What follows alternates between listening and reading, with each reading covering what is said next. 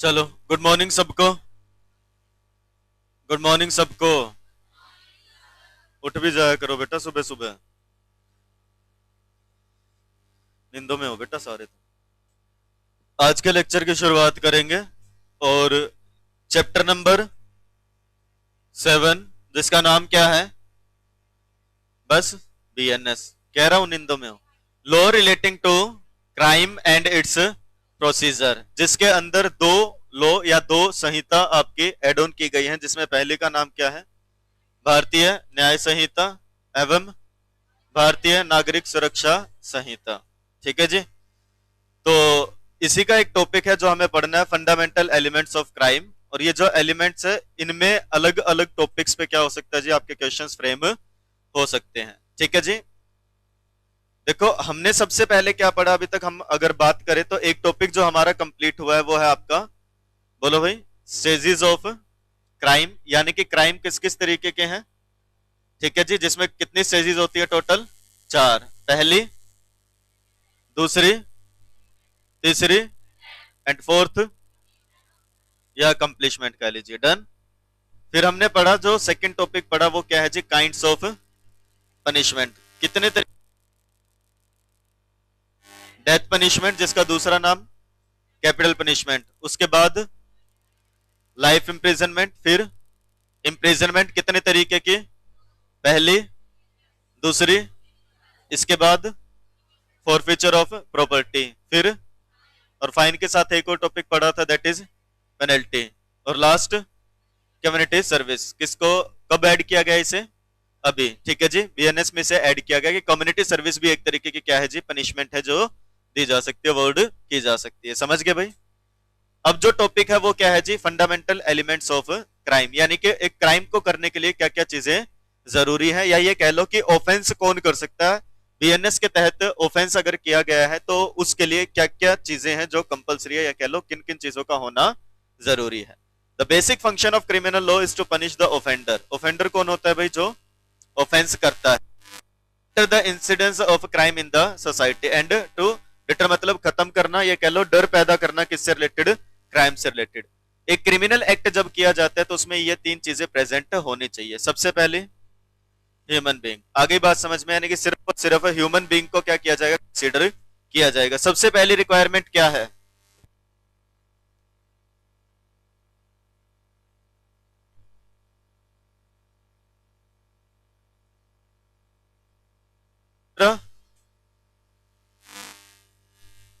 पहली रिक्वायरमेंट क्या है जी? दूसरा और तीसरा। ठीक है जी। ह्यूमन बीइंग होना चाहिए, यानी कि कोई और अगर अदर देन ह्यूमन बीइंग अगर क्राइम करता है, ऑफेंस करता है, तो हम उसे क्या नहीं कर सकते? पनिश नहीं कर सकते। दूसरा मेंस रिया, ये पहले भी पढ़ा। इसका मतलब क्या है?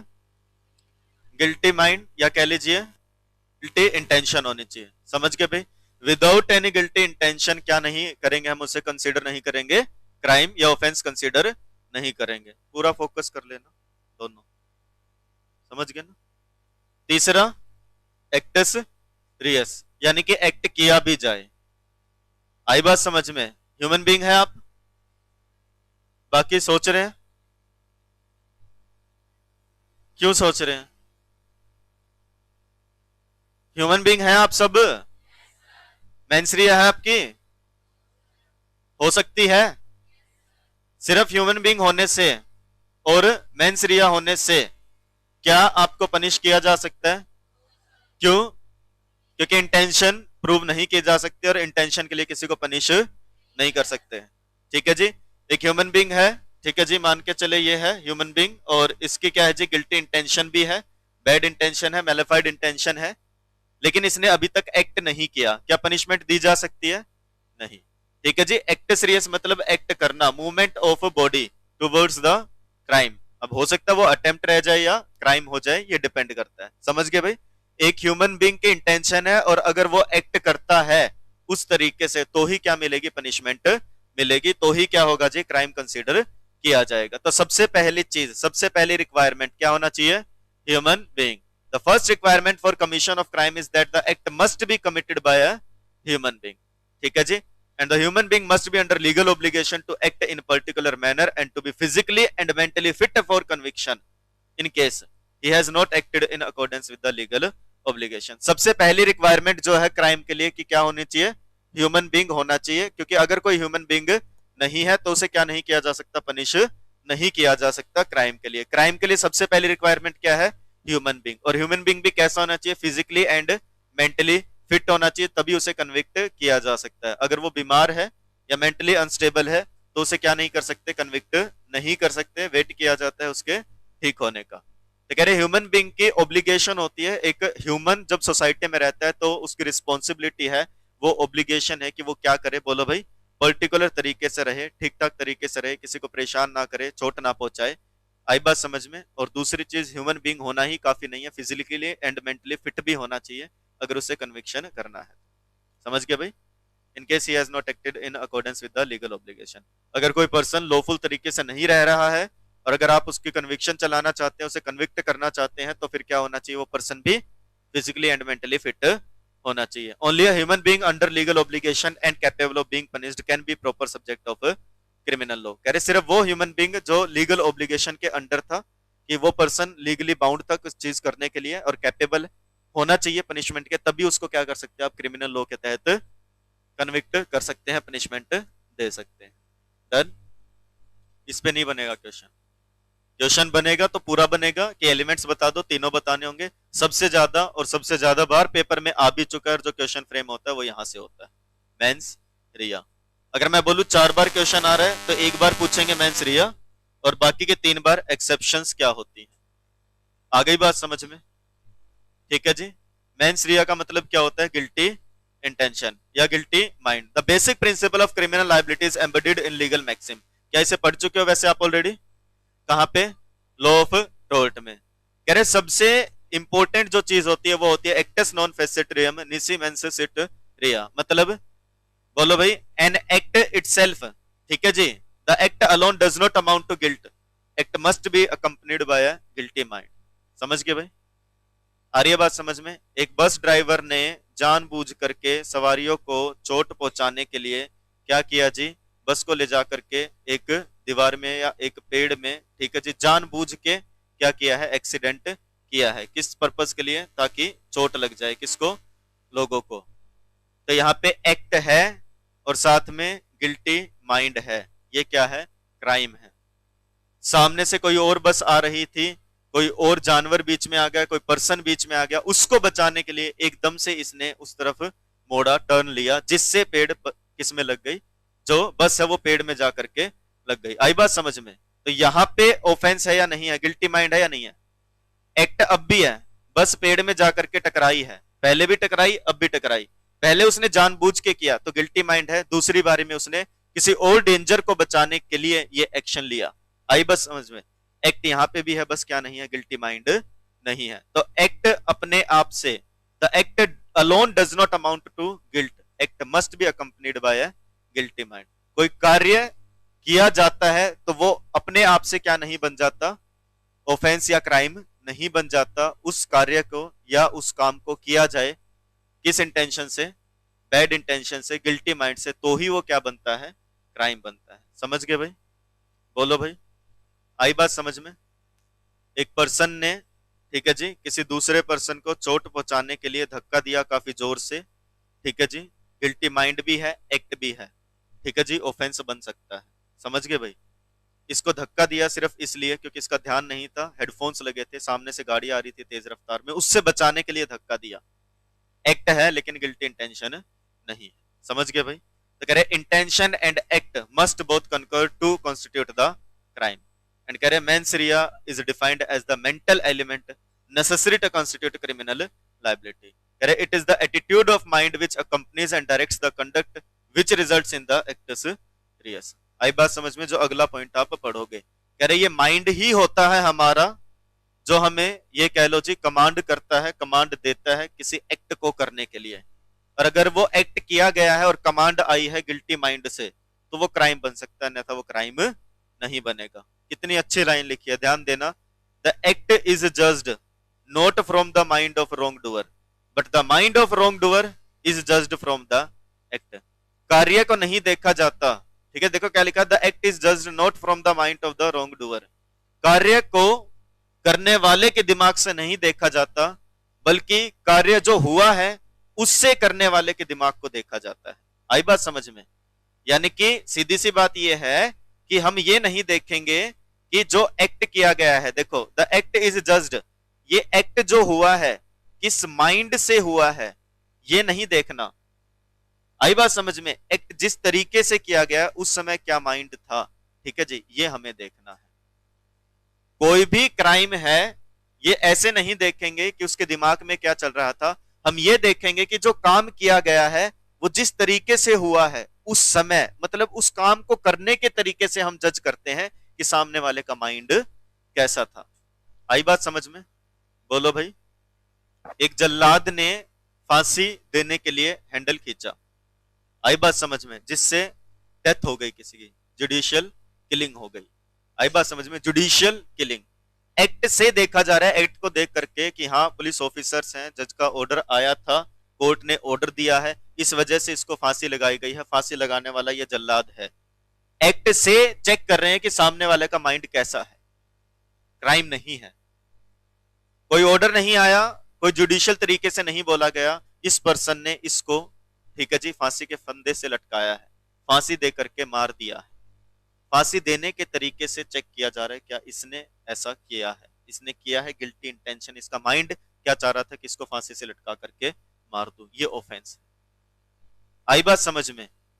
बस टर्न हुई, पेड़ में जा करके लगी एकदम से, एक्ट को देखा, सरकमस्टांसिस को देखा, उससे एनालिसिस किया गया कि ड्राइवर के माइंड में ऐसा कुछ नहीं था कि मैं बस को ले जा करके पेड़ में मार दूं। आई बात समझ में? तो उसका गिल्टी माइंड नहीं है। आई बात समझ में? सरकमस्टांसिस कुछ नहीं शो कर रहे, ठीक है जी, और ड्राइवर के जो मतलब एक्ट, मतलब उसने जिस सिचुएशन में एक्ट किया है, जिस तरीके से बस ने टर्न लिया, कोई भी सरकमस्टांसिस या एक्ट ऐसा शो नहीं कर रहा जिससे हमें यह पता लग सके कि गिल्टी माइंड नहीं था, तो माना जाएगा कि अगले का गिल्टी माइंड रहा हो। आई बात समझ में? कई बार पायलट जो होते हैं एरोप्लेन को लैंड जब करवाते हैं तो उस समय हादसा हो जाता है, तो चेक किया जाता है कि जो एरोप्लेन है या जो एयरक्राफ्ट है उसने जब लैंडिंग की उस समय क्या सरकमस्टांसिस थे, क्या पायलट ने प्रॉपर प्रिकॉशंस और मेजर्स लिए थे इसको रोकने के लिए, नहीं लिए थे, तो पता लगता है कि हाँ गिल्टी माइंड थे, उसने जानबूझ के ऐसा किया होगा। आ रही है बात समझ में? बोलो भाई। जब प्लेन हाईजैक हो जाता है तो अपने जो प्रिस्क्राइब डायरेक्शंस हैं, जो पाथवे बताया गया उससे अलग दिशा में अगर ले जाया जाता है, क्या कैप्टन जानबूझ के ले जा रहा है क्या?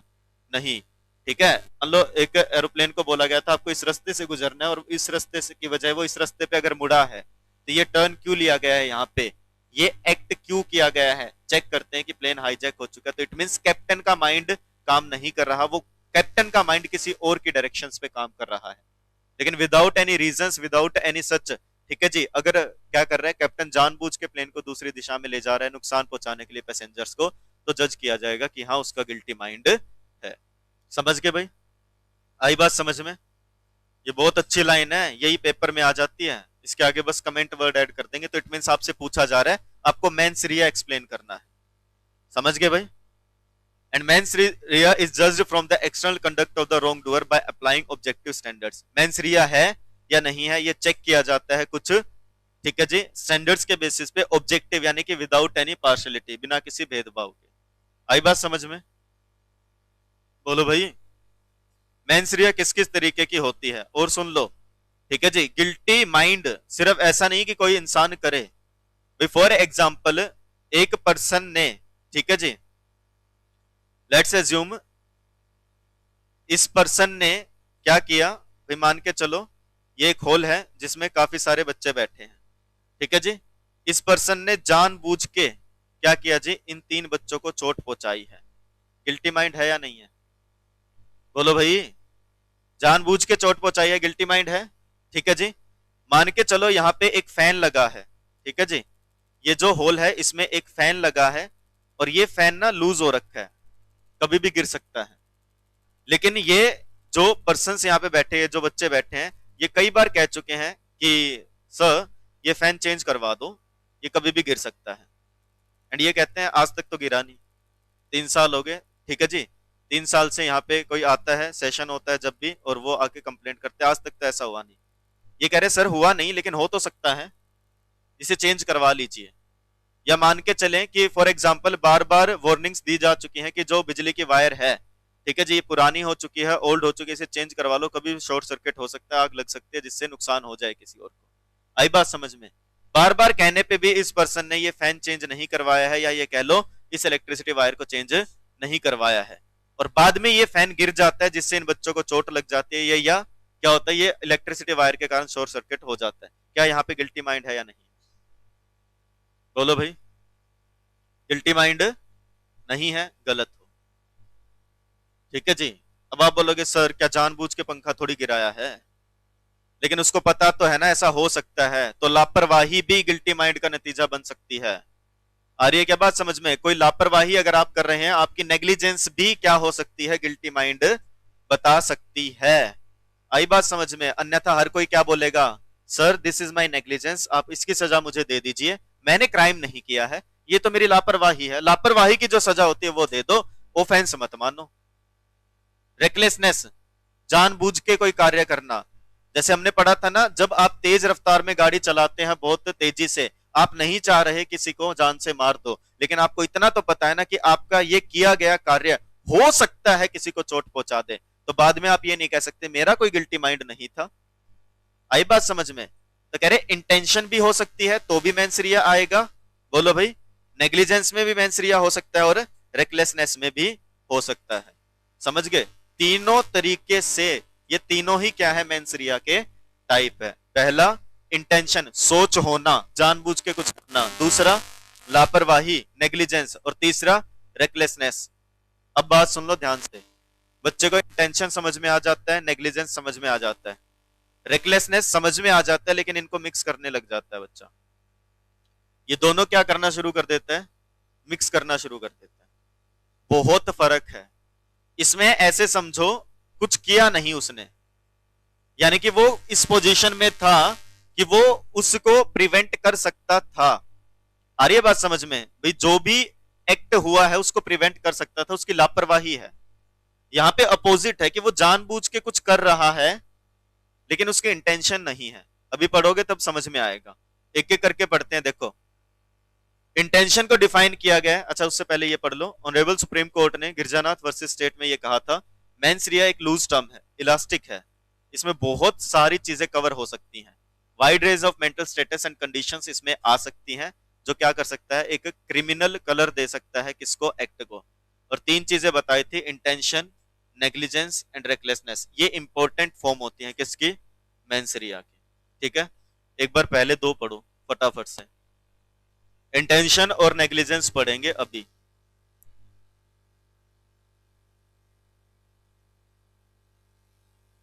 वन मिनट का टाइम है, प्रॉपर पढ़ो फटाफट से।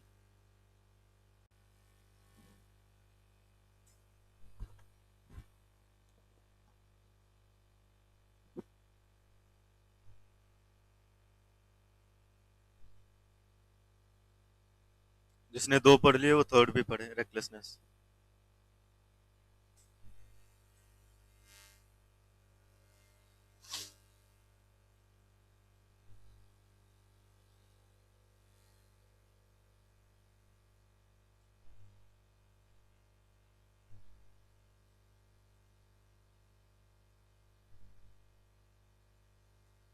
देखिए क्या लिखा सबसे पहले, इंटेंशन। ठीक है जी, इंटेंशन को कैसे डिफाइन किया गया, कह रहे intention is defined as the purpose और design with which an act is done. Intention का मतलब क्या होता है, वो सोच या वो तरीका जिससे किसी काम को करने की सोची गई है। जी, intention indicates the position of mind. Intention से आपकी स्टेट ऑफ माइंड पता चलती है। Condition of someone at particular time, कि कैसी कंडीशन रही होगी, क्या सोच रही होगी किसी पर्सन की जब वो ऑफेंस किया गया है। And also will of the accused to see effects of his unlawful conduct, या उसकी क्या इच्छा थी, क्या सोच थी कि वो जो कार्य करना चाहते उससे क्या अचीव करना चाह रहा था। ठीक है जी, तो कह रहे criminal intention does not mean only the specific intention but it includes the generic intention as well. कह रहे स्पेसिफिक नहीं देखेंगे भाई उस कार्य को करने से क्या चीज हो सकती है, सिर्फ ये चेक करेंगे। जैसे फॉर एग्जाम्पल ए ने जहर मिलाया बी के खाने में, क्योंकि ए को लग रहा था कि बी ये खाना खाएगा और मर जाएगा। कौन मर जाएगा, बी, लेकिन खाना किसने खा लिया, सी ने, किसकी वजह, बी की वजह, और वो मर गया। ए लायबल है for the killing of C, although एक इंटेंशन नहीं थी। स्पेसिफिक इंटेंशन नहीं देखेंगे कि जिसे मारना चाहता था वो मरा या नहीं मिला, जेनरिक इंटेंशन मारना चाहते थे। आई बात समझ में?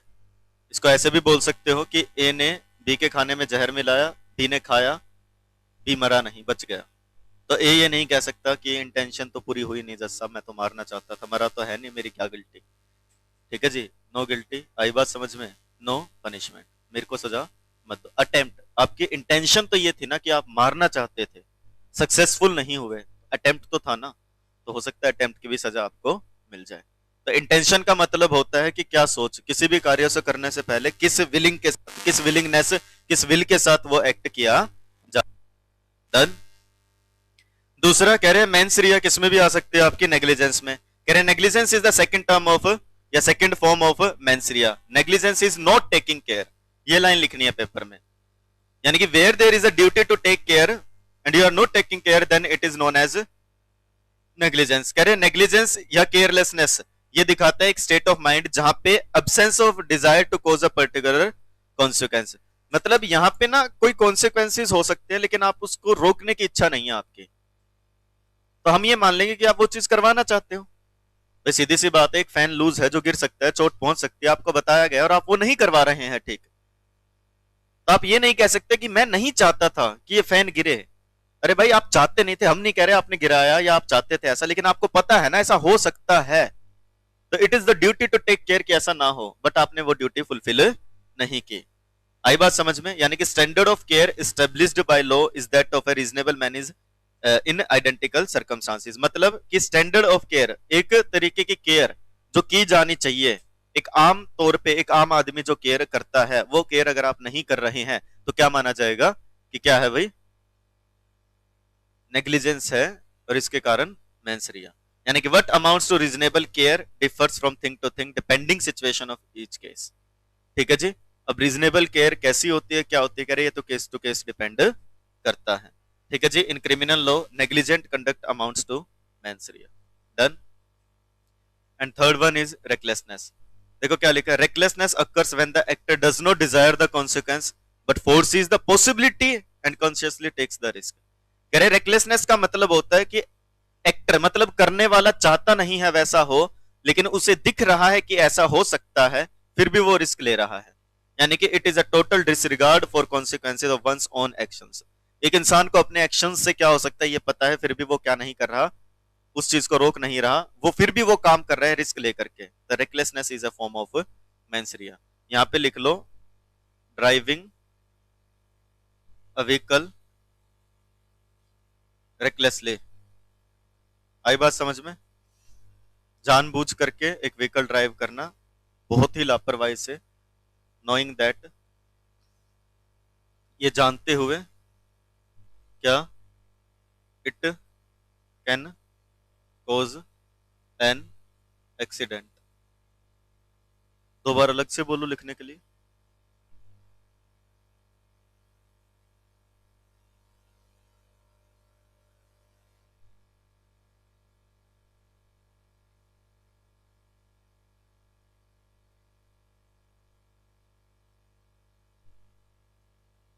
किसके पास सप्लीमेंट नहीं है प्रिंटेड फॉर्म में? हार्दिक का है सप्लीमेंट का।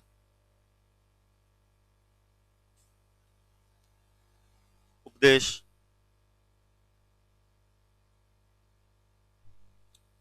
डन। देखो क्या लिखा है, the word mens rea as such is not used in the Bharatiya Nyaya संहिता 2023, लेकिन आइडिया जो है वो आपको दिख जाएगा पूरे बीएनएस में। और generally in the BNS every offence is defined with precision embedding the necessary mens rea Inn Express words. कह रहे एज सच एक्सप्लेनेशन नहीं दी गई मेंसरिया की, ये टॉपिक मैं फिर से बता दूं, ये एज सच एक्सप्लेन नहीं किया गया है, लेकिन बीएनएस को बहुत ध्यान से ड्राफ्ट किया गया है इस संहिता को। और कह रहे जो भी सेक्शन बनाया गया, जो भी ऑफेंस बनाया गया है, उसमें आपको ये देखने को मिल जाएगा कि ये जो वर्ड्स है ना स्पेसिफिकली यूज किए गए हैं और अलग अलग तरीके से हैं। कह रहे मेंसरिया या एविल इंटेंट रॉन्ग डूअर की कुछ ऐसे वर्ड्स यूज किए गए हैं, इंटेंशनली, जानबूझ करके, तो इंटेंशन आ गया, वॉलंटरली, ठीक है जी, जा करके अपनी मर्जी से चॉइस थी, फ्रॉडुलेंटली, डिसऑनेस्टली, मैनिपुलेशनली, नोइंगली, ये अलग अलग वर्ड हैं। जैसे आप पढ़ोगे ना ऑफेंसेस तो देखने को मिलेगा हुएवर डिसऑनेस्टली, जो भी बेईमानी से, या हुएवर फ्रॉडुलेंटली, या हुएवर विलिंगली, या विलिंगफुलनेस के साथ, या मैलिशियसली, या जानते हुए। हालांकि अब कई सारे ऑफेंसेस आपके सिलेबस में नहीं दिए गए हैं, ठीक है। 2022 जो सिलेबस आया था उसमें कुछ ऑफेंसेस ऐड किए गए थे, और उससे पहले भी कई सारे ऑफेंसेस होते थे, जैसे क्रिमिनल कॉन्स्पिरेंसी है। 2017 जो सिलेबस था, ठीक है, 2022 तक वो क्वेश्चंस आए हैं पेपर में। क्रिमिनल कॉन्स्पिरेंसी आईपीसी की 120 ए और बी में जो बताया गया था, ठीक है। आपराधिक षड्यंत्र रचना, जब एक ग्रुप ऑफ पर्सन मिलकर प्लानिंग कर रहे हैं, कॉन्स्पिरेसी रच रहे हैं क्राइम करने की, तो भी वो क्या है, उसकी सजा दी जाती थी। ऑल्दो क्राइम नहीं किया है, लेकिन क्या था, क्रिमिनल कॉन्स्पिरेंसी में ये काउंट होता था। समझ गए क्या? जनरली ऐसा होता है भाई, जब कोई धमकी दे देता है भाई जान से मार दूंगा, और मान लो कुछ प्रूफ वगैरह मिल जाता है, तो ये धारा ही लगाई जाती थी। अब तो खैर चेंज हो गई है। समझ गए क्या? अब सुन लो, ये पेपर में आता है, जैसे ये लाइन आई है पेपर में, ठीक है जी, ये वाली लाइन आ चुकी 2-3 बार। Many laws passed in the interest of public safety and social welfare imposes absolute liability comment. या फिर एक ये लाइन आई है, जैसे in the interest of public safety strict liability is imposed and whether a person causes public nuisance with a guilty mind or without guilty mind he is punished comment। और बच्चा पता है क्या, स्ट्रिक्ट लाइबिलिटी हो जाता है शुरू, law of tort, ठीक है जी। स्ट्रिक्ट लाइबिलिटी लिखा आ गया, पूरा वो लिखाते हैं। रिलायंस वर्सेस फ्लेचर भी सर केस लॉ के साथ आंसर करके आया हूं, ठीक है। भाई को यही नहीं समझ में आया कि उस चैप्टर का क्वेश्चन ही नहीं है। आ रही है क्या बात समझ में? ये लाइन आ चुकी है पेपर में, और एक डायरेक्ट क्वेश्चन आता है, what are the exceptions of mens rea. मतलब एक्सेप्शंस ऑफ मेंस रिया का मतलब क्या है?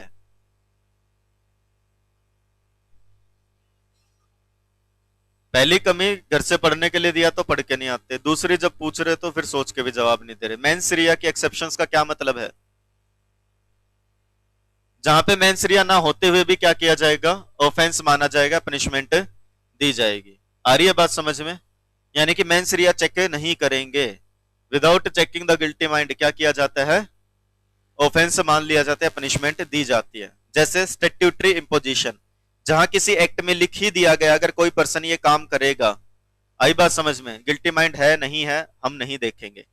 जैसे जहां पे एक कानून आकर के कोई लाइबिलिटी फिक्स कर देता है, तो फिर कह रहे प्रेजेंस या एब्सेंस गिल्टी माइंड इरिलेवेंट हो जाती है। कह रहे क्लासिकल व्यू, कह रहे वैसे तो ये चलता आ रहा है हमेशा से, क्या, no mens rea no crime. ये लाइन भी ठीक है, ये भी पेपर में आया है। No mens rea, no crime has long been eroded and several laws in India and abroad, especially regarding economic crimes and departmental penalties, have created severe punishment।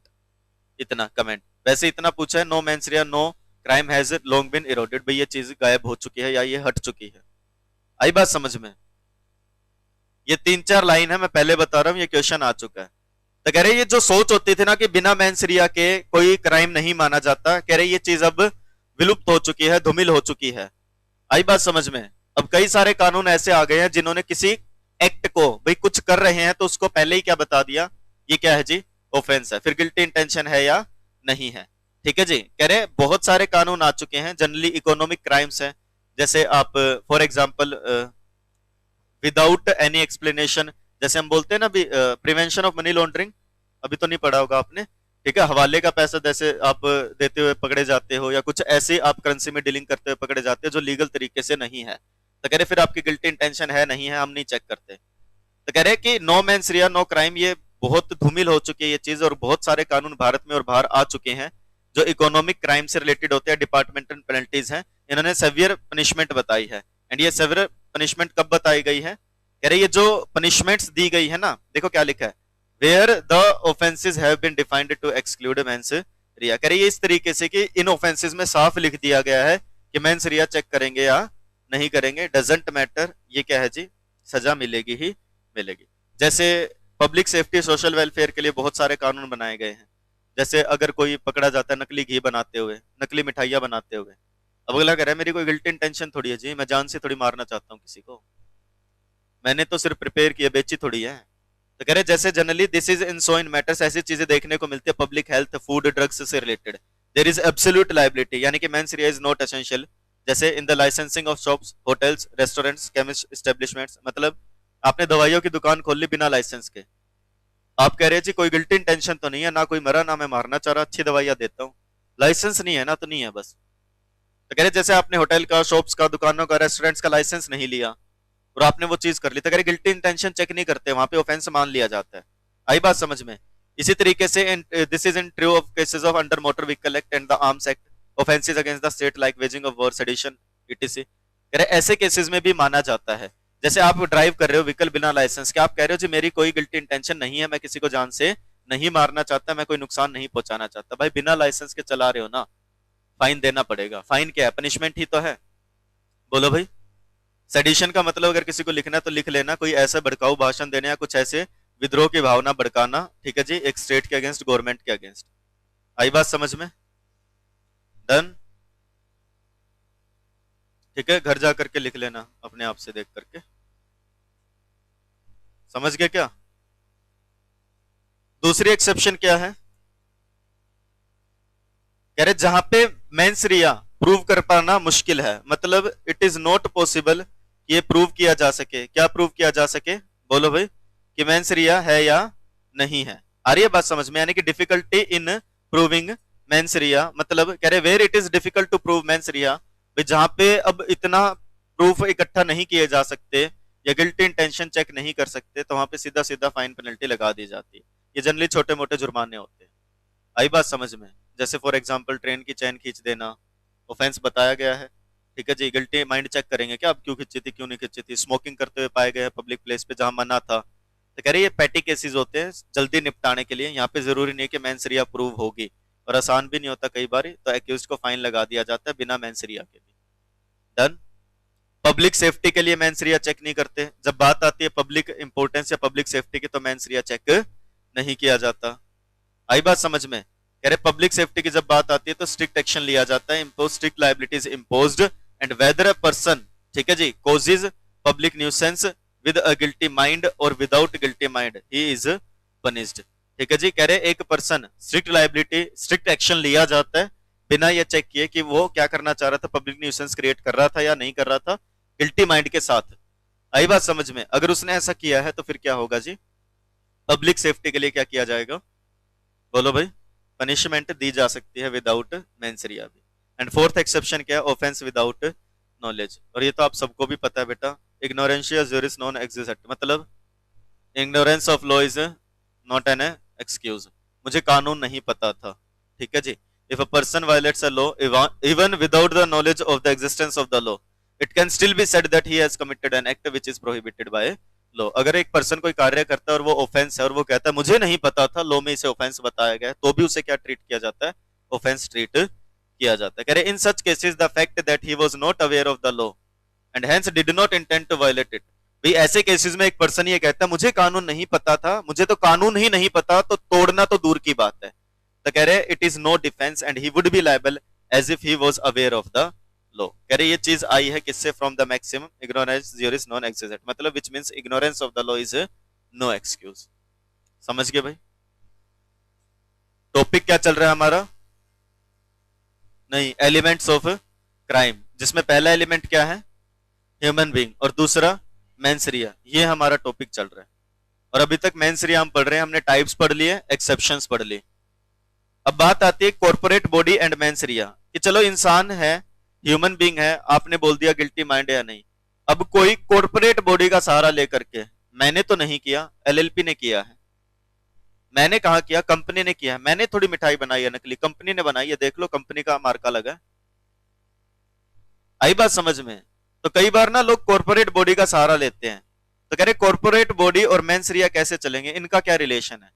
तो कह रहे although corporate body is a corporate body, artificial person, yet it is dependent on any natural person. कह रहे कहने को वो corporate body है, वो कंपनी है, वो स्टैट्यूटरी बॉडी है, आर्टिफिशियल पर्सन है, बट स्टिल उसके जो काम होते हैं कोई ना कोई नेचुरल पर्सन ही तो करवाता है, तो उसको पकड़ेंगे। कह रहे with the proliferation in juristic persons, कह रहे जैसे जैसे बढ़ावा आता जा रहा है या जैसे जैसे इस चीज का सहारा लिया जाता है, जुरिस्टिक पर्सन्स को, ठीक है जी, यूज किया जाता है अपना काम निकलवाने के लिए, तो कह रहे and growth in their activities with which increasingly touch upon the daily lives of ordinary people.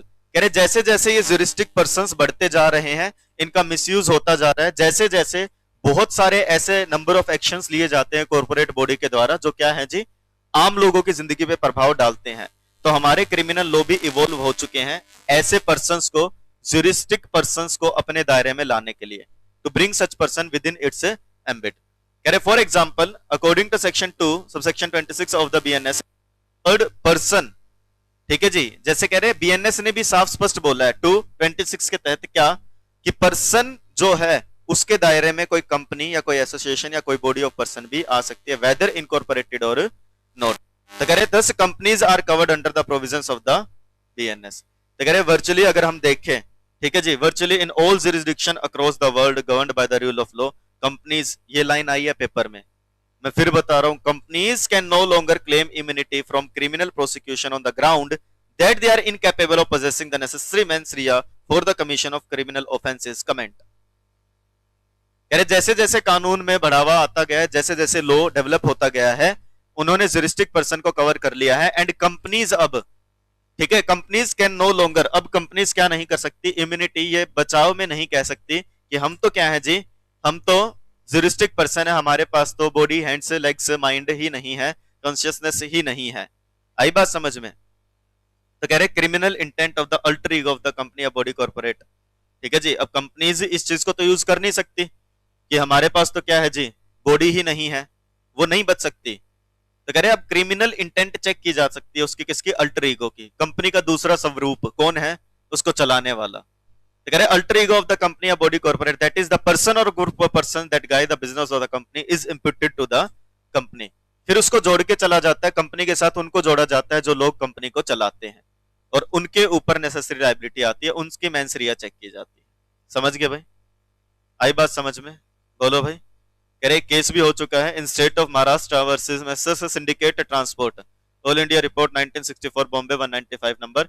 It was held that the question whether a corporate body should or should not be liable for criminal action resulting from the acts of some individual. कह रहे जब ये सवाल उठता है, कि ये सवाल जब आएगा कि एक कॉर्पोरेट बॉडी को शुड या शुड नॉट भाई माना जाए या ना माना जाए, क्या लायबल, या कह लो एक कंपनी लायबल होगी या नहीं होगी, कब, जब उसके एक्ट से, ठीक है जी, उसके जो इंडिविजुअल्स हैं उनके एक्ट से कुछ हुआ। तो कह रहे it must depend on the nature of offence disclosed by the allegations in the complaint और इन द चार्जशीट। मतलब कि एक कंपनी को लायबल ठहरा सकते हैं, मतलब कंपनी को चलाने वाले इंडिविजुअल्स को लायबल ठहरा सकते हैं, नहीं ठहरा सकते, टोटली डिपेंड करता है कि किस नेचर के ऑफेंसेस बताए गए हैं, किस तरीके की कंप्लेंट की गई है। And the relative position of the officer और एजेंट विज कॉर्पोरेट बॉडी, यानी कि जिस पर्सन को लायबल ठहरा रहे हैं, अब आपने बोल दिया जी ये पर्सन लायबल है, इसने मिलावट की, इसको पकड़ो। वो कह रहे जी मैं कैसे मिलावट कर सकता हूं, मैं तो ऑर्डर्स का पालन कर सकता हूं, मैं तो यहाँ पे एम्प्लॉय हूं, एम्प्लॉयर ने डायरेक्शंस दी, मैंने तो उस तरीके से काम किया, मुझे थोड़ी पता है कौन सा केमिकल क्या करता है, मुझे तो बताया गया था 2 चम्मच इसकी डालनी है, 3 चम्मच इसकी डालनी है, इतने एमएल ये डालना है, इतने लीटर ये पानी मिलाना है।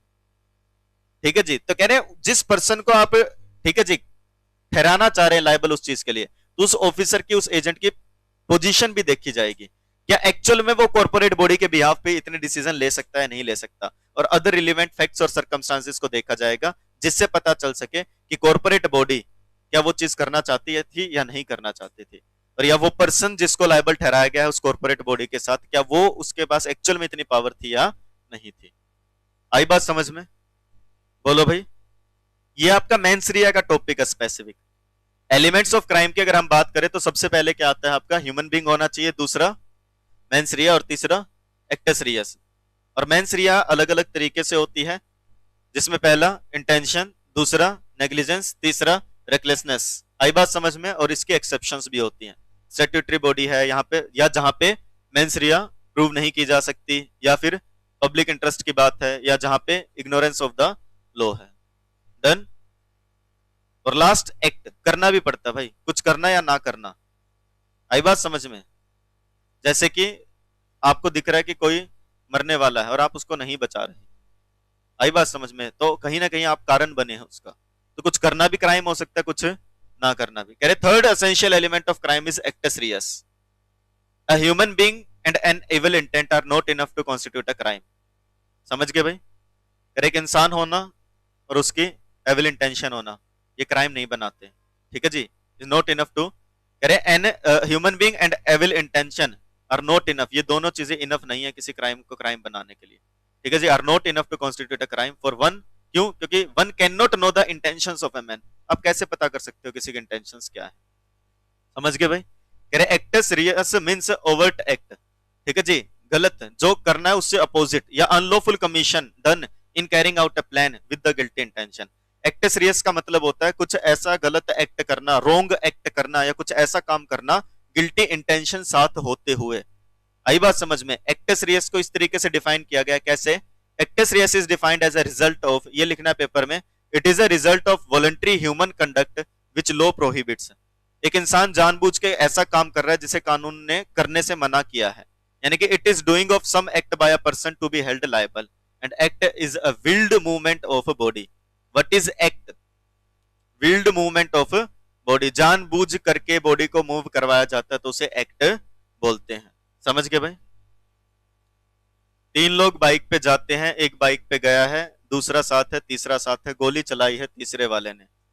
ठीक है जी, दूसरा शामिल था, एक बाइक चला रहा है, तीसरे ने गोली चलाई है, दूसरे ने कुछ नहीं किया, लायबल है या नहीं है? लायबल होगा वो भी। A man may be held fully liable even when he has no taken part in actual commission of the crime। ये कह लो, a man may be held fully liable even when he has taken no part, उसका कोई role ही नहीं है actual commission में।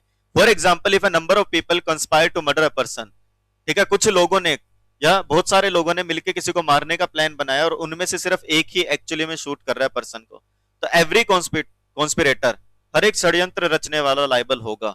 And a person will also be held fully responsible if he has made use of an innocent agent to commit a crime. ठीक है जी, आपने for example एक बच्चे को एक डुप्लीकेट रिवॉल्वर से, ठीक है, एक नकली रिवॉल्वर से उसको 7-8 दिन आपने उसको शूट करवाया किसी को, ठीक है, कि ये लो, ठीक हो, ये तो एक गेम होता है, ये तो खेल होता है। ठीक है जी, डुप्लीकेट आपने बंदूक दे रखी है, नकली बंदूक है जिससे मरता नहीं है इंसान, और वो 7-8 दिन तक उससे खेल रहा है, आप कह रहे हैं इसको शूट कर दो, इसको शूट कर दो, और 10th डे पे आपने उस इनोसेंट चाइल्ड का यूज किया कि उस दिन आपने एक्चुअल रिवॉल्वर दे दी और बोले चलो खेलोगे अंकल के साथ। ठीक है जी, बोलो अंकल को हाय हाय करके शूट करो।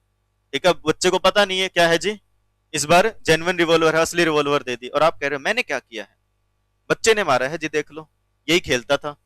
ठीक है, इसके लिए तो डेली का काम हो रखा था, हाय अंकल हिशाऊ। आई बात समझ में? तो कह रहे आपने किसी जेन्युइन पर्सन का, इनोसेंट एजेंट का, माइनर का, किसी भी पर्सन का यूज किया, अनसाउंड माइंड का, किसी भी पर्सन का। ठीक है जी, कि इससे कुछ नहीं होता, करके देखो एक बार शूट। ठीक है जी, ये तो गुब्बारे फोड़ने वाली बंदूक है।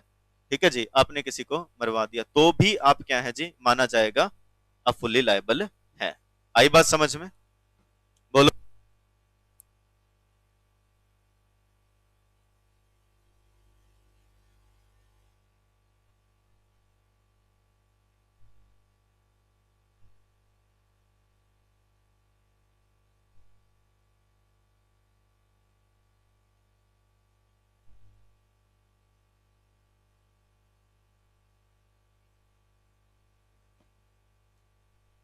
बोलो भाई, डन? समझ गए क्या? एक पर्सन फुली लायबल तब भी हो सकता है जब वो एक्चुअल में उस क्राइम का पार्ट नहीं था, या उसने किसी और से करवाया है, इनोसेंट पर्सन से। डन? पढ़ लोगे एलिमेंट्स ऑफ क्राइम?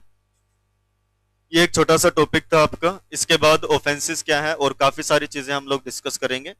आज के लिए इतना ही पढ़ेंगे, मिलेंगे अगले लेक्चर में। Till then bye bye, tata and take care, thank you, that's it for the day.